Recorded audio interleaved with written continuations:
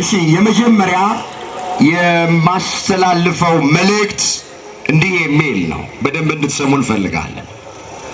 ቅዱስ ጳውሎስ በሁለተኛ ጢሞቴዎስ መልእክቱ ምዕራፍ 3 ቁጥር 14 ላይ አንተ ግን በተማርክበትና በተረዳበት ነገር ጸንተህ ኖር፣ ከማን እንደተማርከው ታውቃለህና የሚል ቃል አለ። ስለዚህ የመጀመሪያው አደራ የምንለው መልእክታችን የኔ ብቻ ሳይሆን የመምህራኑ ሁሉ መልእክት ነው። በተማራችሁበትና በተረዳችሁበት ነገር ጸንታችሁ ኑሩ ነው የምንላችሁ። በሃይማኖታችሁ ጽኑ። ጉባኤ የሚሰራው መምህራን የሚመጡት ወገኖቼ በሃይማኖታችን እንድንጸና ነው። ስለዚህ የመጀመሪያው መልእክታችን ይሄ፣ በምንም ምክንያት በምንም ጉዳይ ማዕተባችሁን እንዳትበጥሱ፣ ሃይማኖታችሁን እንዳትለውጡ፣ እንዳትክዱ። ወንዶች በደንብ ስሙኝ። ስለ ሴት እጮኞቻችሁ ብላችሁ ሃይማኖታችሁን እንዳትለውጡ። ሴቶች እህቶቼ በደንብ ስሙኝ።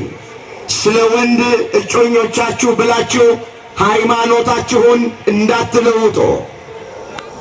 አንዳንድ በሩቅ ሆነን የምንሰማው ነገር አለ።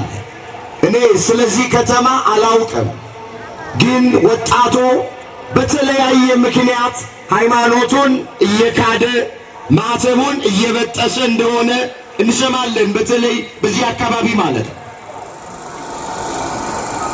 የዛሬን አድርገውና ክርስቲያን ነበርኩኝ፣ የዛሬን አድርገውና ሰንበት ተማሪ ነበርኩኝ፣ የዛሬን አድርገውና ቆራቢ ነበርኩኝ፣ የዛሬን አድርገውና እንደኔ ጉባኤ የሚካፈል የለም የሚሉ አሁን ግን አንዳንዶች ከሃይማኖታቸው የወጡ ማዕተባቸውን የበጠሱዋል። ወለተ ማርያም ትባል የነበረች ከድጃ የተባለች አለች። በግልጥ መናገር ያስፈልጋል። ወልደ ማርያም ይባል የነበረው ከድር ተብሎ የተጠራ ነው። ስለዚህ ሃይማኖታችሁን ጽኑ፣ አጽኑ። ከሰው ሁሉ ጋር በሰላም በፍቅር ኑሮ፣ ማንንም አትንኮ፣ ግን ሃይማኖታችሁን አሳልፋችሁ አትስጡ።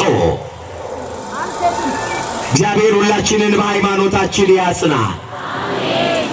ነበርኩኝ ብለን ከማውራት እግዚአብሔር ይሰውረን። እስኪ አንድ ጥያቄ ልጠይቃችሁ። ነበርኩ ማለት ይጠቅማል? ይጠቅማል? ይሁዳ የዛሬን ያድርገውና ማን ነበረ? ሐዋርያ። ከ12ቱ ሐዋርያት መካከል አንዱ ነበር። አሁን ይሁዳ የዛሬን ያድርገውና እኔ ሐዋርያ ነበርኩ ቢል ማን ይሰማው? ንስጥሮስ የዛሬን ያድርገውና ከሊቃነ ጳጳሳት መካከል ነበር። አርዮስ የዛሬን ያድርገውና ከ318ቱ ሊቃውንት መካከል ነበር። አሁን አርዮስ መጥቶ የዛሬን ያድርገውና እኔ እኮ ከ318ቱ ሊቃውንት መካከል ነበርኩኝ ቢል ማንም አይሰማው። ሳጥናኤል የዛሬን ያድርገውና የመላእክት አለቃ ነበር። አሁን ሳጥናኤል መጥቶ ምዕመናን የዛሬን ያድርገውና እኔ እኮ የመላእክት አለቃ የቅዱስ ሚካኤል አለቃው ነበርኩ ቢል ማንም አይሰማው። ስለዚህ ነበርኩኝ አይሰራም።